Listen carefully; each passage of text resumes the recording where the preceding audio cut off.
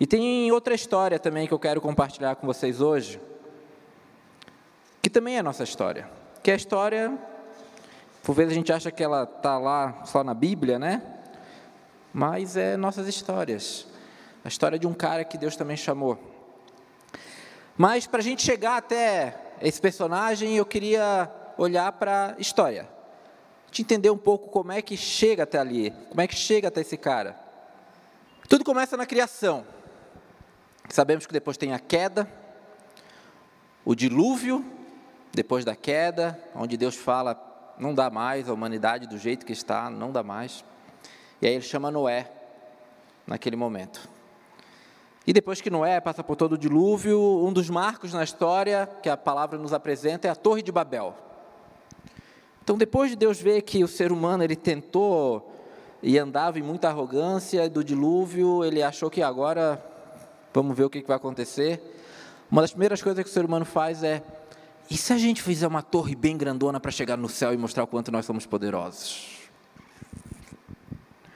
Ainda bem que hoje em dia a gente não faz torres gigantes para mostrar poder, né? E eis que, a partir da Torre de Babel, da dispersão da Torre de Babel, saiu uma família, a família de Abraão. E a família de Abraão é aquela que, como o Leonir falou para nós semana passada, fazia culto para outros deuses, tinha outra cultura, mas mesmo assim Deus chama ele e fala, Abraão, eu vou fazer uma grande nação. E aí esse Abraão, ele tem, obrigado Lampa, ele tem um filho, o Isaac, aquele que Deus manda entregar em oferta, depois fala, calma, você estava brincando, aquela coisa toda, queria ver na verdade o coração de Abraão. Esse Abraão, ele tem Isaac, Isaac tem Jacó, e Jacó tem um cara chamado José, e José é aquele que salva o povo da fome, vai para o Egito, vira o braço direito do faraó, e lá leva o povo todo de Deus, para que o povo pudesse ter acesso à comida. E o povo de Deus passa a viver no Egito, num lugar agora de fartura. Só que com o passar dos tempos, foram se esquecendo, José morre, e uns olham e falam, está meio estranho, tem muita gente aí desse povo hebreu aí, vamos escravizar eles. E o povo de Deus passa a ser escravo no Egito. E chamam Moisés. Moisés é aquele que tira o povo do Egito através do Êxodo. Depois que Moisés tira o povo do Egito, eles vão até uma terra prometida, e aí quem entra na terra prometida não é Moisés, é Josué. E agora o povo de Deus meio que se estabelece. Tem uma terra, tem um lugar para cultivar. E aí eles olham um para o outro e falam, a gente precisa se organizar também. Começa o período dos juízes. Imagina, dava muita confusão, dava briga, dava desordem. Alguém tinha que botar ordem. Quem põe ordem nisso? Os juízes. Passado o tempo, o povo de Deus olha e fala, a gente está observando as nações aqui do lado, eles têm uma coisa chamada rei. A gente queria um rei também. E aí Deus, então, não sei se vocês perceberam, eu, Deus criador de tudo, tirei vocês do Egito, eu sou o rei de vocês. Mas a gente queria um rei mesmo aqui na terra. E aí Deus fala com Samuel, um profeta, e Samuel fala, mas como, Senhor? E aí Deus fala, relaxa Samuel, não tem nada a ver contigo, é comigo, esse povo está querendo fazer algo, vamos dar um rei para eles. E vem então Saul é o primeiro rei, o ungido. Samuel vai lá, unge ele e vira o primeiro rei do povo de Deus, o rei de Israel. E depois, quem é o segundo rei do povo de Deus? Davi. E é esse cara que hoje a gente vai ver essa história. É esse cara hoje que a gente vai olhar para essa história e ver como a história de Davi também é a minha e a tua história. Que isso aqui não é uma história que ficou no tempo, mas é a minha e a tua história também. Um ponto marcante na história de Davi, tem 2 versículos. O primeiro é quando Deus passa a rejeitar Saul. Vai falar, então, o Senhor falou a Samuel, arrependo-me de ter constituído Saul rei, pois ele me abandonou e não seguiu as minhas instruções. Samuel ficou irado e clamou ao Senhor toda aquela noite.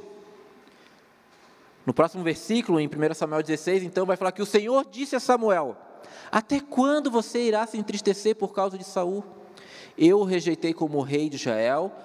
Encha um chifre com óleo. Isso aqui não tem nada de mitologia, de crendice, era o copo da época. Pega um chifre, era o que se usava para botar como recipiente, e vá a Belém. E eu enviarei a Jessé, escolhi um de seus filhos para ser rei. E esse rei é Davi.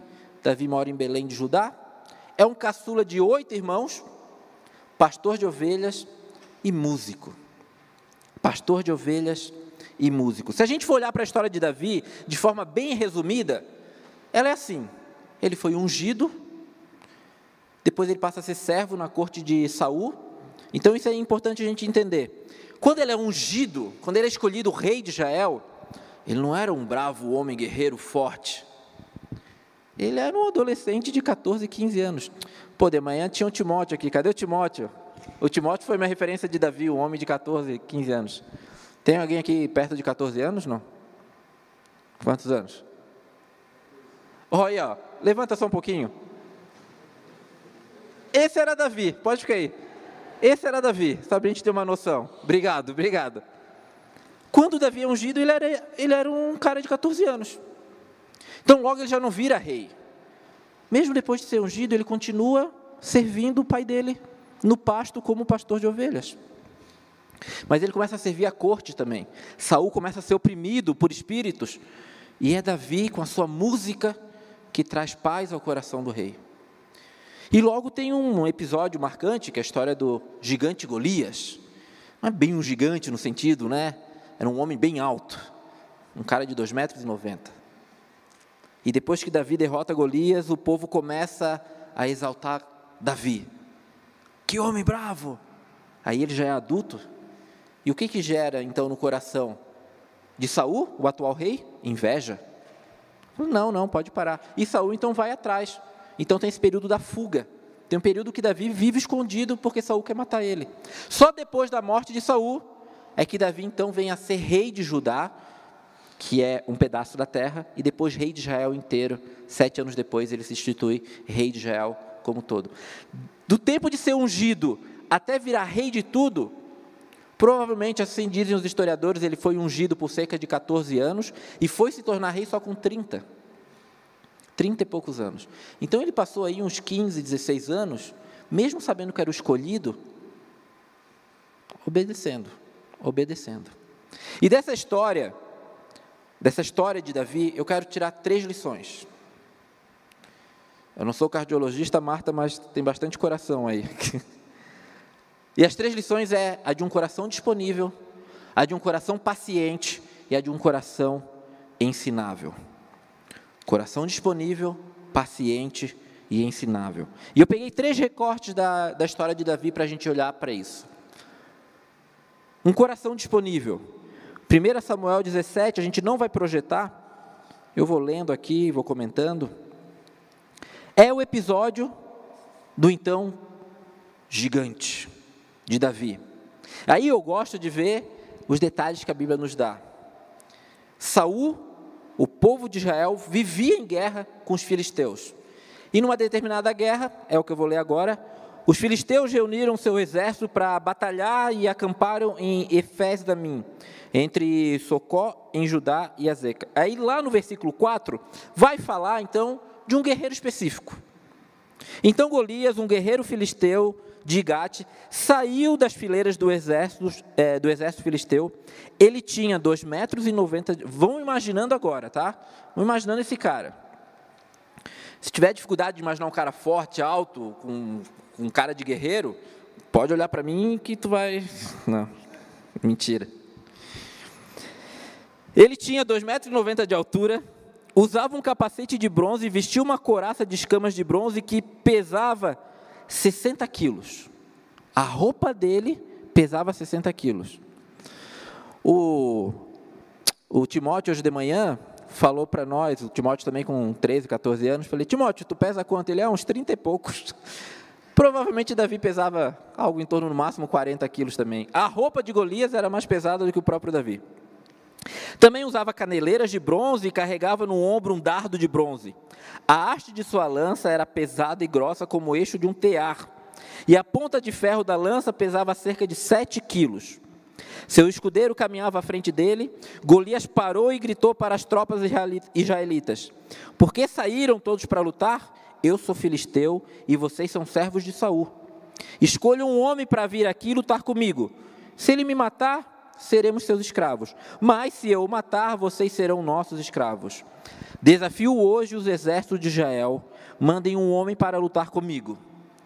Quando Saul, o rei, e o exército escutou isso, ficaram aterrorizados e muito abalados.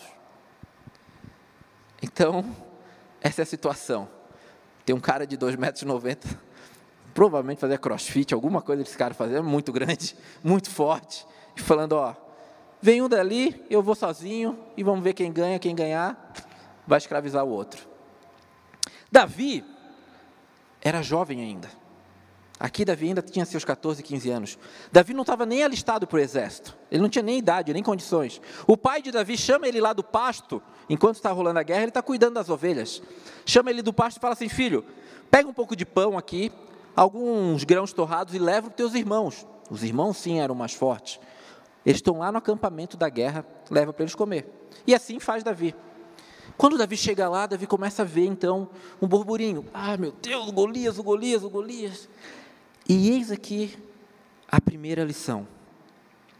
A primeira lição que eu aprendo de um coração disponível. Davi chegando lá, vê quem tem alguma coisa errada. Quem é esse tal de Golias? O que está acontecendo? No versículo 26, vai falar, então Davi perguntou aos soldados que estavam por perto, o que receberá o homem que matar esse filisteu e acabar com as suas provocações contra Israel? Afinal de contas, quem é esse filisteu incircunciso para desafiar os exércitos do Deus vivo? Um coração disponível se importa. Davi poderia muito bem chegar lá, dar o pão, o grão para os irmãos e falar, cada um com seus problemas, eu vou cuidar das minhas ovelhas, enfrentam esse cara aí. Um coração disponível se importa. Quem é esse daí? Me fala. Eu quero saber quem é esse cara. Quem é esse cara para falar? E aí o pessoal explica para ele. E aí outra característica de um coração disponível. Ele age. Davi vai até Saul, o rei, e fala, eu vou enfrentar esse cara. Então, certo? Saul olhou para os amigos, olhou para os outros guerreiros e falou, eu conto ou vocês contam para esse menino aqui o que está acontecendo? Não, eu já enfrentei leão, eu já enfrentei urso quando eu fui salvar minhas ovelhas. Eu acho aí, tá? Não leve isso em consideração, não é nota de rodapé. Eu acho que Davi, e Saul já estava com a cabeça tão assim, o que eu vou fazer? Que Davi, um adolescente de 14, 15 anos, falando, não, deixa eu enfrentar, eu enfrento. Porque ele começa a dar motivos, não, eu já fiz isso, eu já fiz... Sabe aquela coisa de tipo, cara, cadê o pai dessa criança aqui? Cadê esse... E eu acho que ele foi meio assim, vai então, quer saber? Vai, eu preciso pensar nesse negócio aqui, eu não vou ficar perdendo tempo. Mas de repente, por um pouquinho de compaixão, né? Ele chama Davi, chama Saul, certo, por um pouco de compaixão, falou, não, mas só não vai desse jeito aí. Vai de outra forma. Versículo 38. Então Saul deu a Davi a sua própria armadura, incluindo uma couraça e um capacete de bronze. Davi prendeu a espada sobre a armadura e tentou dar alguns passos, pois nunca tinha usado essas coisas. A história poderia ser bonita, né? O menininho do pasto, um coração disponível, que resolve agir, agora está com a roupa de guerra do rei. Eu vou para a guerra com a roupa do rei, com a espada do rei. Mas olha como é que continua a história. Não consigo andar com tudo isso, pois não estou acostumado, disse a Saul. E tirou a armadura, pegou 5 pedras lisas de um riacho e colocou em sua bolsa de pastor. Armado apenas com seu cajado e sua funda, foi enfrentar o filisteu. Não dava nem para usar a armadura do rei, porque ele não conseguia andar. E aqui eu aprendo outra lição de um coração disponível. Um coração disponível vai com o que tem.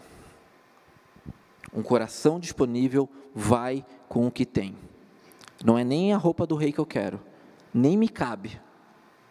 Eu vou com a minha funda, com o meu cajado, com a minha bolsinha de pastor e as pedras que eu pego no rio. Por vezes eu vejo que a gente, e obviamente eu me incluo nisso, nós somos os profetas do o dia. Vocês conhecem os profetas do o dia? O dia que eu tiver muito dinheiro, eu oferto. O dia que eu tiver muito tempo, eu sirvo. O dia que eu tiver bastante espaço, eu acolho. O dia que tiver tudo certo na minha vida, eu me envolvo. Sabe quando vai chegar esse dia? Não que você não seja competente para ganhar muito dinheiro, não que você não seja competente para organizar sua agenda, mas esse dia nunca vai chegar. Porque para nós dinheiro nunca é suficiente, tempo sempre está faltando, a casa sempre tem que ser maior. Esse dia nunca vai chegar. Um coração disponível vai com o que tem. Deus, esse Deus das histórias, esse Deus da história, Ele chama o seu povo para uma vida real, para servir naquilo que é real, através de histórias reais. Deus não vai fazer de você um super-humano, um super-herói. Imagina se Davi tem essa cabeça, Davi iria olhar para Golias e falar: rapaz, eu vou ou não vou nesse gigante? Senhor, o dia que eu for forte, o dia que eu for habilidoso, o dia que eu souber lutar, o dia que eu tiver condição e o Senhor precisar, eu enfrentarei gigantes desse tamanho. Não. Eu vou com o que eu tenho. Vimos a situação dessa cidade no Paraná. O que a gente tem para essa história real hoje? Eu não sou arquiteto, não sei nada de urbanismo, mas o que o Dudu tem para essa história real hoje? Se o que eu tenho é a condição financeira de ajudar, nossa, mas não está sobrando muito, mas com o que eu tenho, eu ajudo. Se por vezes o que eu tenho é tempo para sentar, para escutar, para abraçar, é isso. Essas são as suas 5 pedrinhas de rio. Não espere achar que você vai chegar numa condição de vida para aí sim ser usado por Senhor. O Senhor quer te usar hoje, numa vida real, em histórias reais, num mundo real, com o que você tem para entregar. Eu fui num culto há 2 semanas atrás, a gente foi enquanto equipe lá em Jaraguá, e tem uma frase que eu peguei do pastor de lá, o Rafael, que ele fala, geralmente a gente diz, Deus capacita os escolhidos, né? E ele falou, gente, não é mais o tipo de frase que eu acredito na frase que Deus capacita os disponíveis. Escolhidos somos todos, Ele morreu por todos, mas Deus usa e capacita aqueles que falam, Senhor, eis-me aqui, é o que eu tenho. Que o Senhor crie em mim e você um coração disponível. E um coração paciente também. O coração paciente eu peguei de um episódio que Davi passa, um pouco mais à frente, no capítulo 24 de 1 Samuel. Então a história continua. Davi mata o Golias, a gente conhece, ou a maioria do pessoal conhece essa história, né? E aí Saul começa a ter inveja e Davi tem que fugir, porque Saul quer matar Davi. E olha só esse relato. Depois que Saul voltou da luta contra os filisteus, aqui Davi já é um adulto, tá? Foi informado de que Davi tinha ido para o deserto de En-Gedi. Então Saul escolheu 3.000, olha quantos homens, olha o tamanho da inveja e da ganância e da ansiedade de Saul em derrotar Davi. Ele escolhe 3.000 dos seus melhores soldados para procurar Davi e seus homens perto das rochas onde viviam cabras selvagens. No lugar onde a estrada passava por alguns currais, Saul entrou numa caverna para fazer suas necessidades.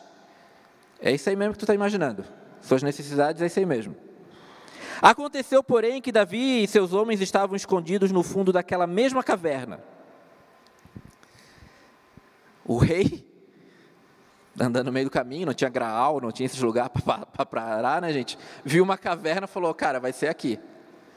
E ele entra no início dessa caverna. O que ele não sabe é que lá no fundo da caverna está Davi, o cara que ele quer matar, com alguns homens que também eram excluídos da sociedade. E olha o que acontece. Os caras olham para Davi e falam, é a sua oportunidade, disseram os homens disseram os homens de Davi para ele.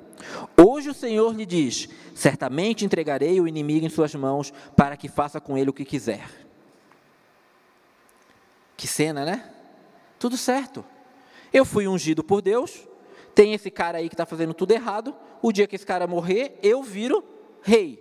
Agora eu estou aqui numa caverna, esse cara está numa posição, digamos, bem rendida. Deus preparou tudo isso. Agora eu mato esse cara e viro rei.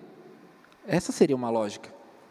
Mas eu vou aprendendo que um coração paciente, ele tem foco. Um coração paciente, ele tem um foco apesar das pressões externas. Davi sabia que ele não ia virar rei pela sua própria força. Davi sabia que ele não ia virar rei pela sua própria espada. Ele ia virar rei porque Deus o ungiu. E como isso iria acontecer? Através da história que o próprio Deus estava escrevendo na vida dele. Ele poderia muito bem ir lá, agir com vingança, matar Saul. Mas ele tinha essa consciência, ele tinha um foco. Um coração paciente, ele tem foco. Ele sabe quem é Deus da história, ele sabe por que ele está ali. E ele não deixa que pressões externas moldem o coração dele. E aí a história continua e fala, então, com todo cuidado, Davi se aproximou e cortou um pedaço da borda do manto de Saul. Saul levanta e nem vê. Nisso Davi pega aquele pedaço de pano, sai da caverna e mostra, Saul, está vendo esse pano aqui? É da tua capa, eu poderia te matar. Isso aqui é prova de que não quero. Tudo que estão falando por aí, e Saul caiu nesse papo de que Davi queria matar ele e tudo mais, é mentira. Aqui está a prova. Eu poderia, mas não fui. No versículo 6 ele vai falar, por isso disse a seus homens, que o Senhor me livre de fazer tal coisa ao meu senhor o rei ungido, e atacar aquele que o Senhor ungiu como rei. Davi sabe, um coração ensinável, um coração paciente, sabe quem é Deus de tudo. Tem a tranquilidade de que Deus é que está no controle. Por vezes a gente escuta muito, né? Vingança é um prato que come frio. Mas eu vou te falar, por vezes o perdão e a reconciliação demoram muito mais que uma vingança. Requer paciência. Às vezes a vingança é algo que está muito mais fácil para acontecer. Para Davi, a vingança veio mais rápido do que o perdão. Ali ele poderia se vingar. Um coração paciente escolhe o caminho da reconciliação. Por mais que isso vá demorar, por mais que isso necessite tu andar 1, 2, 3 milhas com a pessoa, um coração paciente resolve esperar. E eu costumo dizer, dificilmente você vai vencer de um homem ou de uma mulher paciente. De repente alguém cortou a tua fila no mercado e olhou para trás e falou, o que foi? Vai reclamar? Na hora o ímpeto é reclamar, é brigar, é se estressar, é golpear. Não, daí não pode, né? Bater não pode, né? Mas quando alguém chega para ti e fala, o que foi? Vai reclamar e tu fala, não, cara, está tranquilo. Pode ir. Já viu a pessoa murchar na hora, né? Porque às vezes as pessoas querem uma resposta na mesma intensidade. Querem um conflito e tu fala, está tranquilo, cara. O cara te tranca, ou vocês no trânsito, e o cara abaixa o vidro e fala, daí tu fala, desculpa. Não vi, desculpa. A pessoa não sabe nem. A nossa sociedade precisa de corações pacientes. Corações que entendam que existe um Deus que é Senhor sobre tudo. Que nem todo ato de justiça e vingança vão ser feitos pela minha e pela tua mão. Um coração paciente. Davi nos mostrou um coração paciente. Ele espera Deus fazer a história e ele não vira rei pela sua própria espada. Por fim, um coração ensinável. E isso já está lá em 2 Samuel. Davi vira esse rei. Saul morre. Então Davi agora está sob o controle de tudo. Monarquia. Quem manda é rei. É do jeito que ele fala e da forma que não tem essa de vamos pensar, vamos votar. Não tem, não. E um dia esse rei está lá, Davi, no alto do seu palácio, ele olha lá para baixo e fala, opa, tem uma mulher atraente ali. Chama aquela mulher para mim. E ele chama essa mulher, Batseba.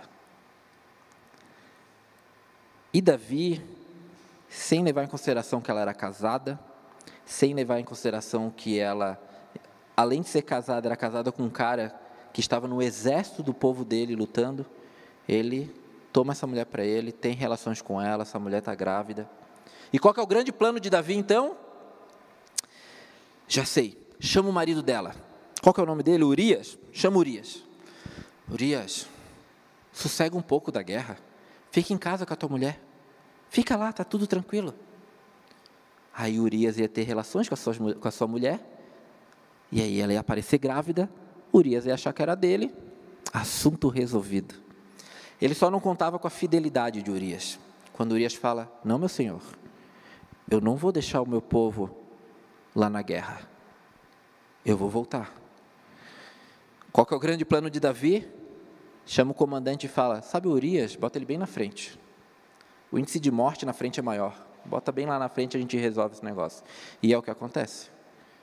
Urias vai para a frente da batalha e morre.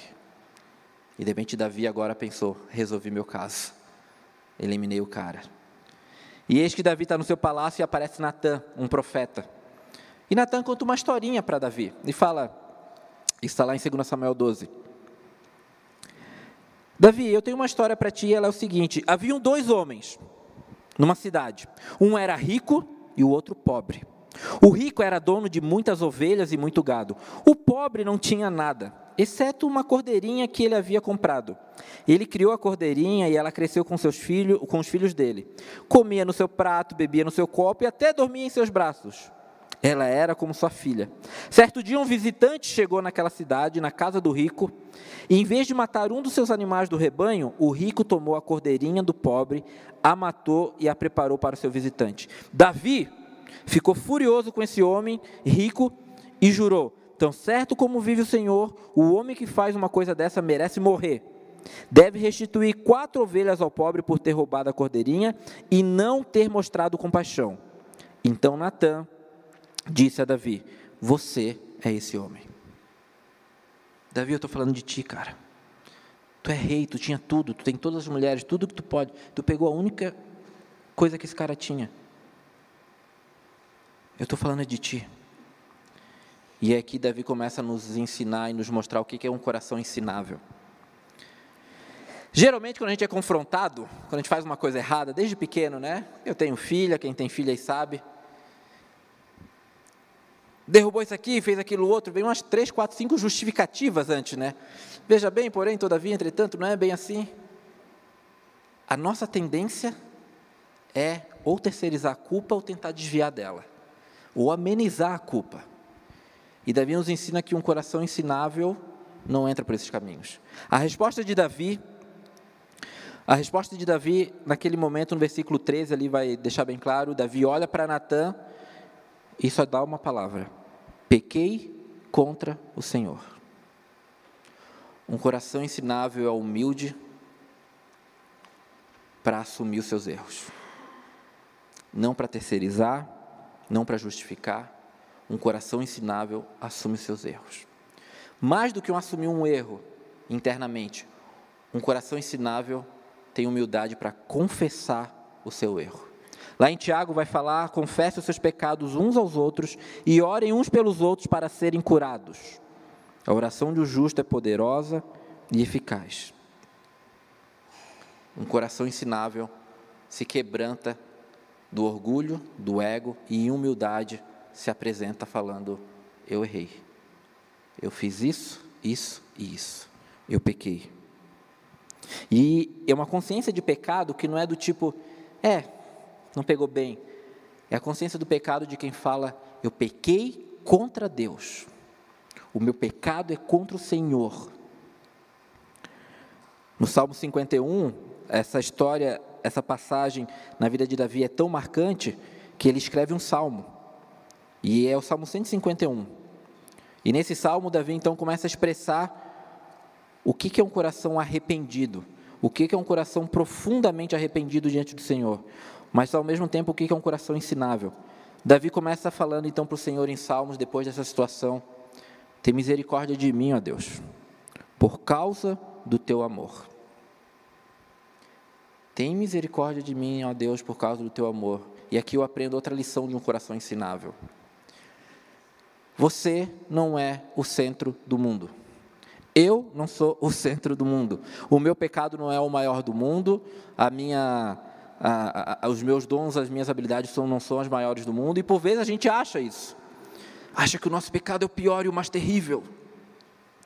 Um coração ensinável tem a plena consciência que não vai existir coisa tão horrível que eu faça que o amor de Deus não possa vir e restaurar.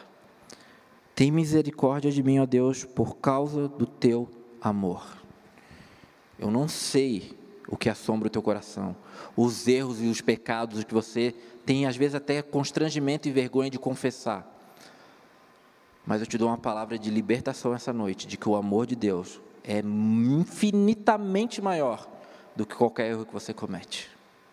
Mas Ele precisa de um coração arrependido, um coração que fala: Senhor, eu pequei contra você, mas por graça e misericórdia do teu grande amor, Senhor, não existe pecado tão grande, pecado que seja maior do que o amor de Deus. E aí ele continua: lava-me de toda a minha culpa, purifica do meu pecado, pois reconheço a minha rebeldia. Meu pecado me persegue todo o tempo. Pequei contra ti, somente contra ti. Fiz o que é mal aos teus olhos, por isso tens razão no que dizes, e é justo o teu julgamento contra mim. Por fim, outra característica de um coração ensinável. Um coração ensinável arca com as consequências do erro, apesar do perdão. Davi é perdoado pelo Senhor, mas ele arca com as consequências do erro. Por isso que ele vai falar aqui: é justo o teu julgamento contra mim. Que consequências que Davi teve que arcar? Depois que Natã fala para ele: Davi, tu errou, Deus fala para Davi: a minha espada vai entrar na tua família agora. O filho que ele esperava então daquele adultério morre por consequência do pecado. Uma das filhas de Davi é abusada por um irmão, e o outro irmão, para se vingar, mata o irmão. E tudo isso Davi sabe que é consequência do pecado dele. Um coração ensinável tem que estar preparado para arcar com as consequências, apesar do perdão. Deus te perdoa, Deus me perdoa dos meus erros, mas a gente tem que ser forte também no próprio Deus para arcar com as consequências e assumir elas. Um coração ensinável, então, está disposto em humildade, em confessar, em admitir o seu erro, está disposto a mudar, como fez o Davi, mas também a arcar com a consequência daquele pecado. Compreende o perdão, arca com seus erros e com as suas responsabilidades. Em determinado momento, isso já no Novo Testamento, o apóstolo Paulo está pregando e ele cita Davi, a história de Davi. E olha como é citado, ele vai falar que Deus fala o seguinte de Davi: encontrei Davi, filho de Jessé, homem segundo o meu coração, e ele fará o que for da minha vontade. Esse coração que é ensinável, esse coração que é paciente, esse coração que é disponível, esse é o coração segundo o coração de Deus. Davi não se torna um coração segundo o coração de Deus porque ele é perfeitinho. Porque ele fala: uau, agora sim esse homem aqui está lapidadozinho, bonitinho, não erra. Ele é coração segundo o coração de Deus por causa dessas características e de outras. De um cara que se arrepende. De um cara que tudo bem, se tiver que levantar, bater a poeira, começar de novo, vamos começar. De um cara que confia e acredita no amor desse Deus que pode restaurar, pode restituir. É interessante, a gente não combina, né? Mas o pessoal que vem trazer testemunho, e se eu for pedir o testemunho de cada um aqui, geralmente ele anda pelo caminho de: eu tinha uma vida assim, assim, assado, me encontrei em Deus, tive períodos que eu larguei, depois Deus me chamou de novo. Isso é bem comum na nossa história, na minha história é isso. Mas o que Deus quer diante de histórias como essas, tão comuns, tão ordinárias como a minha? Corações disponíveis, corações pacientes, corações ensináveis, corações de pessoas que falam: Senhor, o caminho que eu estou indo não está bom, eu preciso recalcular a rota, eu confesso no que eu errei, eu arco com as consequências daquilo que eu errei. Dudu, como é que eu faço para ter um coração desse? Eu seguiria a dica do próprio Davi, no Salmo 51, esse mesmo Salmo. Depois lê esse Salmo com calma em casa, onde Davi vai falar: cria em mim um coração puro, ó Deus, e renova dentro de mim um espírito estável. Um coração puro e um espírito estável. Como que a gente tem esse coração? Disponível, paciente, ensinável? Clamando ao Senhor: Senhor, me dê esse coração. Me use, me dê um coração disponível para ser usado na Tua obra, naquilo que o Senhor quer hoje. Me dê um coração paciente para entender que Tu é Deus sobre tudo. E me dê um coração ensinável, Senhor, para que quando eu errar, eu possa olhar para Ti em humildade e falar: errei e pequei contra Ti, Senhor. Amém?